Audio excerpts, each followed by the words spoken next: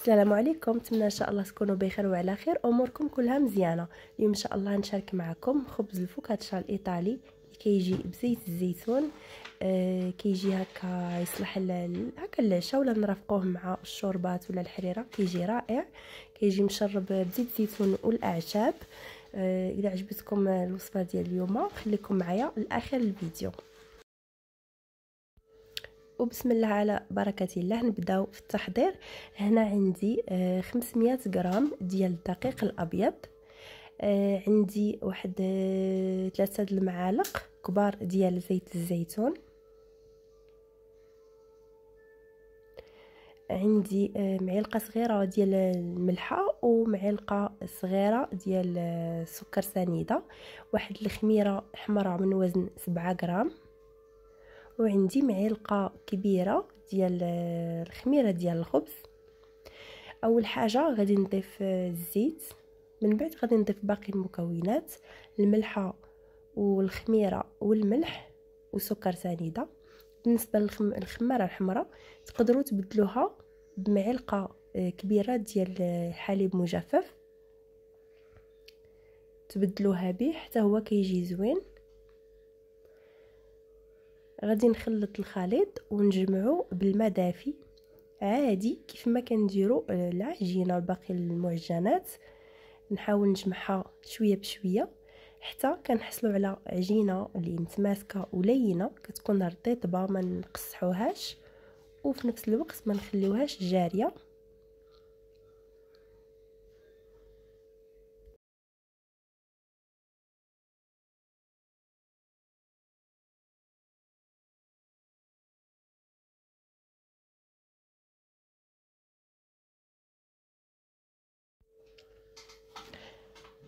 من بعد ما كنجمعوا العجينه نحاول ندلكها شي شويه، غير هكا بالاصابع ديالي ماشي شي دليك، نحاولوا غير هكا نفوتوا عليها وصافي. بغيتوا ديروها في العجانه يكون افضل.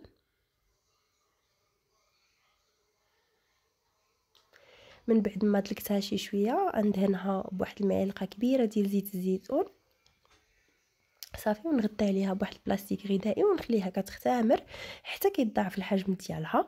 ندوزو للحشوه. غادي نستعمل انا هنا الفرماج محكوك، استعملت الفرماج الحمر حكيتو في الحكاكه الرقيقه. بغيتو ديروا موتزاريلا ولا اي نوع اخر داكشي كيرجع ليكم. عندي الزيتون اخضر، بغيتو ديروا الاسود ديروه.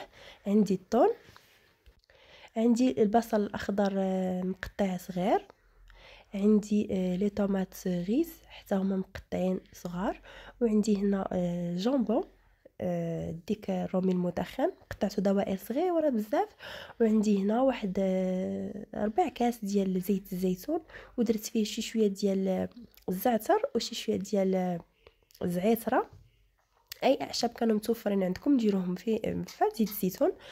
هنا من بعد ما اختمرت لي العجينه خديت اللاطه ديال الفران دهنتها بزيت الزيتون. بغيتو ديروا الورق ديال الطبخ ديروه، انا هنا ما كانش متوفر عندي صافي اكتفيت غير بالزيت دهنته مزيان. وغادي نحلها هكا مباشره، كنحلوها بالاصابع ديالنا بهذا الشكل هذا. كتجي شي شويه غليظه، وهذا الخبز هكا كيجي يعني ما تحاولوش ترقوها ولا تقسموا العجينه على زوج، كنديروها كامله في اللاطه وكنحاولوا نسرحوها حتى كتاخذ الحجم ديال اللاطه. من بعد نبقاوها كنديروا الزيت في اليدين ديالنا وكنبقاو ندخلوا ديك الزيت هكا كنتكو بالاصابع ديالنا بحال اللي كندخلوها في العجينه، انه هذا الخبز هذا كيجي بالنكهه ديال زيت الزيتون وهاد الاعشاب اللي ضفنا فيه. يعني زيت الزيتون هو المكون الاساسي في هذه الوصفه هذه، والصراحه كتجي رائعه خصوصا العشاء، ساهله كتحضر بسرعه وفي نفس الوقت كتعجب الوليدات، كتجي زوينه. انا شخصيا كنديرها مع هكا سوبا ولا مع الحريره، كتجي مرافقه زوينه. من بعد ما درت زيت الزيتون والاعشاب غنحاولوا نعمروا الخبيزه ديالنا.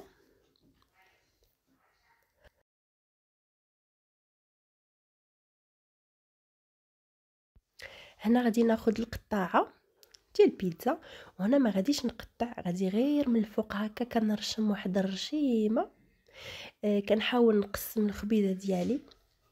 علاش؟ باش كل طريف غادي ندير له حشوه خاصه به، باش كل واحد في الدار كيهز طريف يعني اللي بغى، حيت كل طريف غادي ندير فيه حشوه مختلفه. غير كنرشمو ما كنقطعوش، باش فاش كطيب لينا الخبيزه ديالنا كيجي كل مربع معمر بطريقه مختلفه على الاخرى. هنا غادي ندير لي طوماط مع البصل الاخضر اللي مقطع. بغيتو ديروا البصل العادي كتقطعوه شرائح طويله وتكون رقيقه بزاف حتى هو كيجي زوين، وحتى الطماطم العاديه حتى هي كتجي زوينه كتقطعوها صغيره. وغادي ندير هنا الزيتون. بغيتو ديروا الزيتون الاسود كيكون افضل. انا درت الزيتون ديال الدار، درت مسلاله.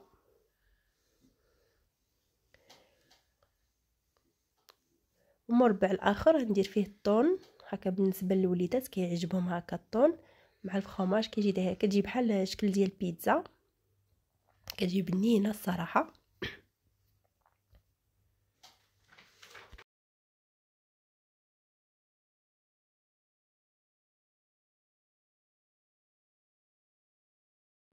بالنسبه للحشوه الثالثه غادي ندير فيها شاركوتري، حتى هو كيجي رائع، كتجي فيه ديك الريحه ديال ديك الرومي المدخن، كيجي زوين بزاف.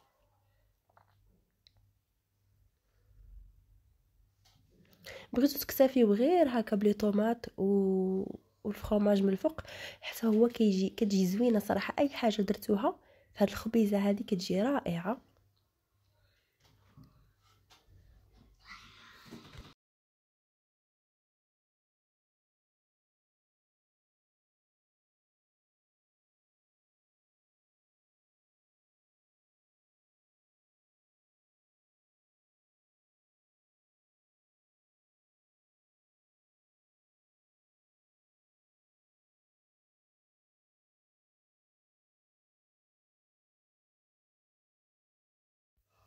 اخر حاجه غادي نضيفها هو الفرماج. الفرماج الاحمر محكوك رقيق بزاف. غادي ندير واحد الاضافه غير قليله هكا من الفوق، كل مربع ندير فوق منه شويه. بغيتو تخلطوا الفرماج الاحمر مع الموتزاريلا حتى هو كيجي لذيذ. الموتزاريلا كيجي كيتجبد، كيجي بحال الشكل ديال البيتزا. بغيتو تكتفيو غير بالفرماج عادي. بغيتو ديروا حتى المثلث كتقطعوه هكا طريفات صغيورين وكديروا من الفوق حتى هو كيجي بنين بزاف صراحه. انا هو اللي كنفضلو، سورتو فاش كيدخل الفران وكيذوب كيجي رائع.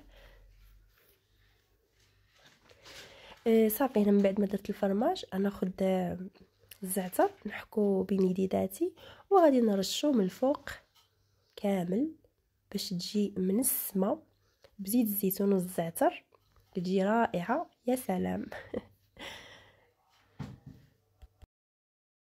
صافي غادي نزيد لها واحد الرشيشه خفيفه ديال زيت الزيتون.